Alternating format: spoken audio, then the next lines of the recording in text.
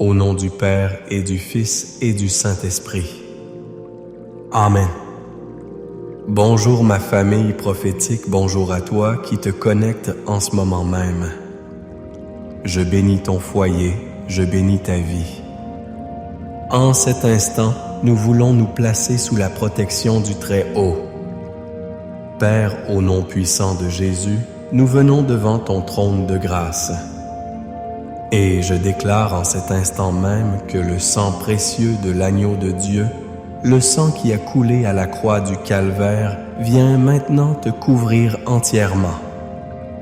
Je vois ce sang comme un dôme de protection sur ta maison, sur tes enfants, sur ton conjoint, sur ta santé, sur tes finances.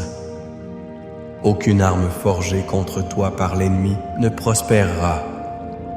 Aucune flèche de l'adversaire, aucune parole de malédiction, aucune accusation ne peut pénétrer cette muraille divine qu'est le sang de Jésus. Nous déclarons que tu es caché en Christ et que ta vie est en sécurité en lui. Saint-Esprit, Esprit de Dieu, nous t'invitons maintenant. Viens précieux consolateur, viens Esprit de vérité, prends toute la place. Respire sur nous, respire sur chaque personne connectée. Nous ne voulons pas juste une autre réunion, nous voulons une rencontre avec toi. Touche les cœurs maintenant. Et je veux prendre un moment avant même d'entrer dans la parole pour prier pour toi qui es tourmenté. Pour toi dont l'âme est agitée par les nouvelles du monde, par les images de guerre, par la souffrance que tu vois ou que tu vis.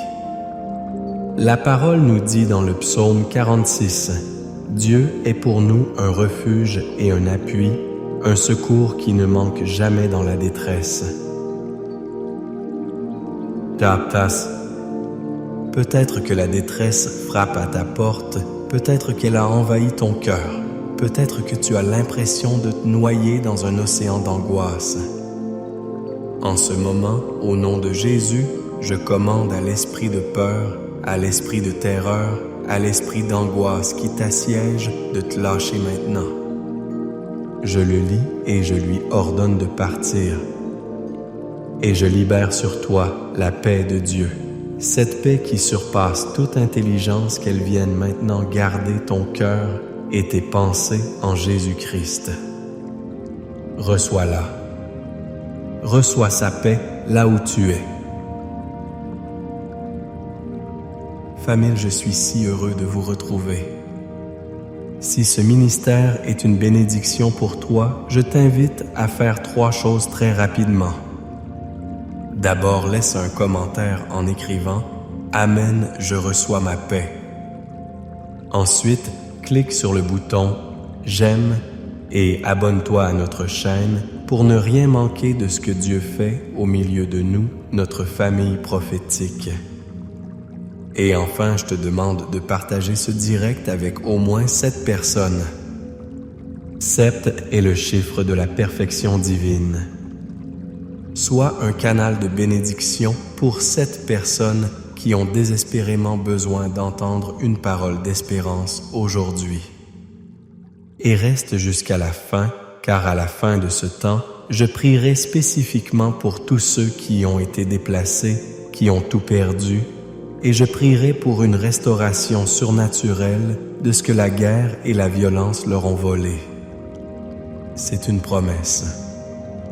Aujourd'hui, le Seigneur a mis sur mon cœur un psaume que nous connaissons tous, mais que nous allons regarder avec des yeux nouveaux. Des yeux pour ceux qui souffrent, pour les réfugiés, pour les victimes de la guerre, pour tous ceux dont le monde s'est effondré. Nous allons lire le psaume 23. La Bible dit « L'Éternel est son proche. L'Éternel est mon berger, je ne manquerai de rien. » Et le premier point que je veux que tu saisisses aujourd'hui est celui-ci. Ta provision n'est pas dans les circonstances. Ta provision est dans le berger. Quand David écrit ces mots, il n'est pas confortablement installé dans un palais.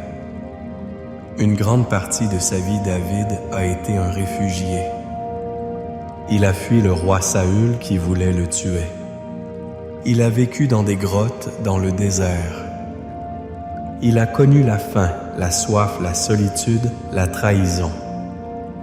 Il a tout perdu, sa position, sa sécurité, sa famille.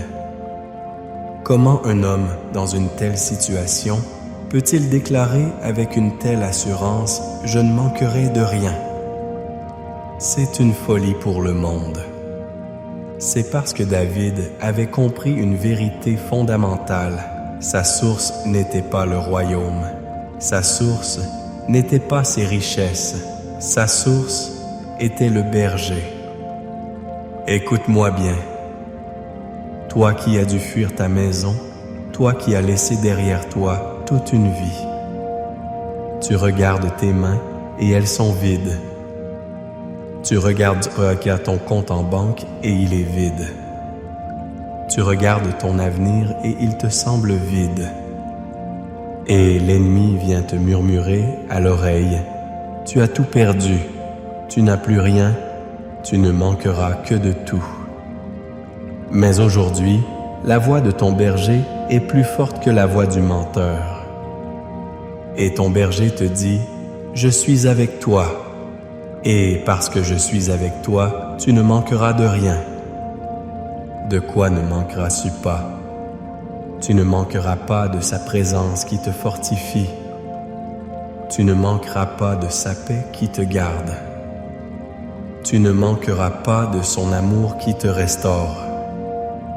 Tu ne manqueras pas de son espérance qui illumine tes ténèbres. Tu ne manqueras pas de la force pour faire un pas de plus aujourd'hui. Tu ne manqueras pas du miracle dont tu as besoin pour demain. Le monde voit ce que tu as perdu, mais Dieu voit ce qu'il te reste lui-même. Et quand tu as le berger, tu as tout. Je me souviens de l'histoire d'une famille de réfugiés qui est arrivée dans notre pays avec un seul sac pour 4 personnes.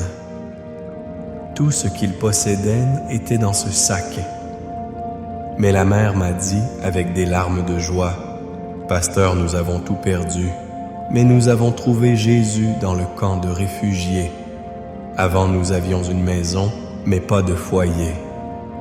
Maintenant, nous n'avons pas de maison, mais nous avons trouvé notre foyer en Christ. » Alléluia. C'est cela la réalité du berger. Il est ta provision. Déclare avec moi où que tu sois. L'Éternel est son maître. Ah, l'Éternel est mon berger, je ne manquerai de rien. Le deuxième point se trouve au verset 4. C'est peut-être le verset le plus puissant pour quiconque traverse l'horreur de la guerre. David dit, « Quand je marche dans la vallée de l'ombre de la mort, je ne crains aucun mal, car tu es avec moi. Ta houlette et ton bâton me rassurent. » La deuxième vérité est celle-ci. La présence du berger annule la peur même au cœur de la mort. Remarque bien les mots. David ne dit pas « si jamais je passe près de la vallée ». Il dit « quand je marche ». Il sait que la traversée de ces vallées sombres est une partie inévitable de la vie, surtout dans un monde déchu. Pour des millions de personnes aujourd'hui, la vallée de l'ombre de la mort n'est pas une poésie, c'est leur quotidien. C'est le bruit des sirènes, le sifflement des bombes. C'est l'image d'un bâtiment voisin en ruine. C'est la peur pour la vie de ses enfants. C'est une réalité brutale et terrifiante. Et que dit la parole face à cette réalité? Elle ne promet pas que la vallée disparaîtra instantanément. Elle ne promet pas que le chemin sera facile. La promesse est bien plus profonde, bien plus puissante. La promesse est « Je ne crains aucun mal, car tu es avec moi. » La clé n'est pas l'absence de danger. La clé est la tenstase. La paix est la présence de Dieu. La présence de ton berger est plus réelle que les bombes qui tombent. Sa présence est plus puissante que l'armée ennemie. Sa présence est une forteresse imprenable au milieu de ton cœur. L'ennemi peut détruire les murs de ta maison, mais il ne peut pas toucher les murs de sa présence autour de toi. Pense à cela. Dans le noir complet, la présence d'une seule personne qui te tient la main change tout. Tu as toujours peur du noir, mais tu n'es plus seul dans ta peur. La présence de Dieu ne te sort pas toujours immédiatement de la vallée, mais il marche avec toi dans la vallée. Et sa présence transforme la nature, même de la peur. La peur est toujours là, mais elle perd son pouvoir. Elle crie, mais sa voix est étouffée par le murmure doux et puissant du berger qui dit « N'aie pas peur, je suis là. » Et il est dit « Ta houlette et ton bâton me rassurent. » Sais-tu à quoi ils servent? Le bâton long et robuste était utilisé par le berger pour se défendre et pour défendre ses brebis contre les prédateurs. C'est l'arme de Dieu contre tes ennemis. Quand l'esprit de mort rôde le bâton du berger, le met en fuite. Et la houlette, ce bâton recourbé, servait à guider les brebis, à les ramener doucement sur le chemin quand elles s'égaraient à les sortir d'un fossé. C'est la direction tendre de Dieu. Même dans le chaos, même quand tu ne vois pas à 1 mètre devant toi, la houlette de ton berger te guide pas à pas. Il te protège et il te guide. Quelle promesse. Tu n'es pas seul dans cette vallée. Le grand berger des brebis marche à tes côtés. Et parce qu'il est là, tu peux regarder la mort en face et lui dire « Je n'ai pas peur de toi, car mon Dieu est avec moi. » Maintenant, je veux que nous fassions quelque chose de prophétique. Je veux déclarer sur ta vie l'un des plus grands psaumes de protection de toute la Bible. Je veux que tu le reçoives comme une parole venant directement du trône de Dieu pour toi, pour ta famille, en ce jour. Écoute et reçois. C'est le psaume 91. Celui qui demeure sous l'abri du Très-Haut repose à l'ombre du Tout-Puissant. Je dis à l'Éternel mon refuge et ma forteresse, mon Dieu, en qui je me confie. Car c'est lui qui te délivre du filet de l'oiseleur de la peste et de ses ravages. Il te couvrira de ses plumes, et tu trouveras un refuge sous ses ailes. Sa fidélité est un bouclier et une cuirasse. Tu ne craindras ni les terreurs de la nuit, ni la flèche qui vole de jour, ni la peste qui marche dans les ténèbres, ni la contagion qui frappe en plein midi. Que 1000 tombent à ton côté et 10 000 à ta droite, tu ne seras pas atteint. De tes yeux seulement tu regarderas et tu verras la rétribution des méchants. Car tu es mon refuge, ô Éternel, tu fais du Très-Haut ta retraite. Aucun malheur ne t'arrivera, aucun fléau n'approchera de ta tente. Car il ordonnera à ses anges de te garder dans toutes tes voies. Ils te porteront sur les mains de peur que ton pied ne heurte contre une pierre. Tu marcheras sur le lion et sur l'aspice. Tu fouleras le lionceau et le dragon. Puisqu'il m'aime, je le délivrerai. Je le protégerai puisqu'il connaît mon nom. Il m'invoquera et je lui répondrai. Je serai avec lui dans la détresse, je le délivrerai et je le glorifierai. Je le rassasierai de longs jours et je lui ferai voir mon salut. Amen. Reçois cette parole. Scelle-la dans ton cœur. C'est ta promesse. Maintenant, inclinons nos cœurs dans la prière. Mettons en pratique cette foi. Père éternel, Dieu Tout-Puissant, nous venons devant toi au nom de Jésus.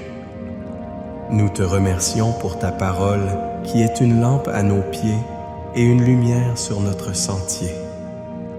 Nous te remercions parce que tu es notre berger. Seigneur, je prie maintenant pour chaque personne qui a écouté ce message. Je prie que la révélation de qui tu es en tant que berger devienne plus réelle pour eux que leur souffrance. Pour celui ou celle qui se sentait manquer de tout, je déclare maintenant que tu es leur provision. Là où il y avait le vide, remplis-le de ta présence. Là où il y avait le désespoir, remplis-le de ton espérance. Seigneur, je t'en prie, fais un miracle de provision aujourd'hui. Ouvre des portes que nul ne peut fermer. Fais en sorte que l'aide humanitaire arrive à destination. Suscite des personnes pour être tes mains et tes pieds, et pour bénir ceux qui ont tout perdu. Seigneur, je prie pour ceux qui marchent en ce moment, même dans la vallée de l'ombre de la mort. Je pense à nos frères et sœurs en Ukraine, en Palestine, en Israël, au Soudan, au Congo, et dans tant d'autres endroits du monde déchirés par la guerre. Seigneur, sois avec eux. Que ta présence soit une couverture si épaisse qu'elle étouffe le son de la peur. Je te prie de les entourer de tes anges. Je te prie d'être leur bouclier. Et je brise la puissance de la terreur et du traumatisme sur leur vie. Je brise la puissance des cauchemars, des flashbacks. Au nom de Jésus, je commande à leur âme de trouver le repos en toi-même au milieu de la tempête. Que ton bâton les protège de tout mal et que ta houlette les guide vers des lieux de sécurité, vers des pâturages verts. Et maintenant, comme je l'ai promis, je veux prier pour toi qui as été déplacé, pour toi qui es un réfugié, pour toi qui as vu ta maison détruite, tes biens volés, ta vie bouleversée. Père, au nom de Jésus, je viens contre l'esprit de perte et de dépossession. L'ennemi est venu pour voler, tuer et détruire, mais Jésus, tu es venu pour donner la vie et la vie en abondance. Je déclare sur la vie de chaque réfugié, de chaque personne déplacée, une restauration divine. Seigneur, pour chaque larme, rends-leur une double portion de joie. Pour chaque année volée par la sauterelle de la guerre, restaure-leur 7 fois plus. Je prie pour la restitution surnaturelle. Restaure les foyers, restaure la dignité, restaure l'espérance, restaure l'avenir. Là où ils ont planté dans les larmes qu'ils récoltent avec des chants de joie.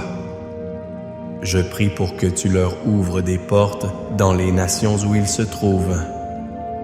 Je prie pour la faveur auprès des autorités, pour l'obtention de papiers, pour trouver un logement, pour trouver un travail.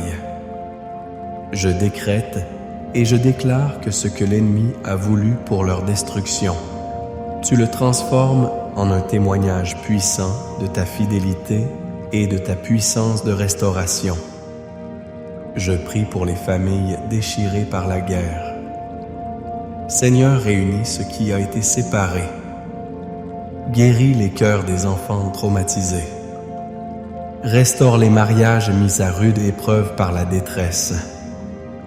Que ton amour soit le ciment qui reconstruit les fondations familiales. Je prie pour la guérison physique. Pour ceux qui ont été blessés, pour ceux qui sont tombés malades, dans des conditions précaires. Que ton huile de guérison coule maintenant sur leur corps. Par tes meurtrissures, nous sommes guéris. Péri. Nous proclamons ta guérison sur chaque corps de la tête aux pieds, au nom de Jésus. Et enfin, nous menons un combat spirituel. Nous nous levons contre les principautés et les puissances des ténèbres qui alimentent la guerre, la haine et la division. Au nom de Jésus, nous lions l'esprit de mort, l'esprit de violence, l'esprit de haine. Et nous libérons ton esprit d'amour, de paix et de réconciliation sur ces terres. Que ton royaume vienne, que ta volonté soit faite. Recevez maintenant la bénédiction du Seigneur. Que l'Éternel te bénisse et qu'il te garde. Que l'Éternel fasse luire sa face sur toi et qu'il t'accorde sa grâce. Que l'Éternel tourne sa face vers toi et qu'il te donne la paix. La paix dans ton cœur, la paix dans ta maison, la paix dans ton esprit, au nom puissant et glorieux de notre Seigneur et Sauveur Jésus-Christ. Amen et Amen. Soyez bénis, famille.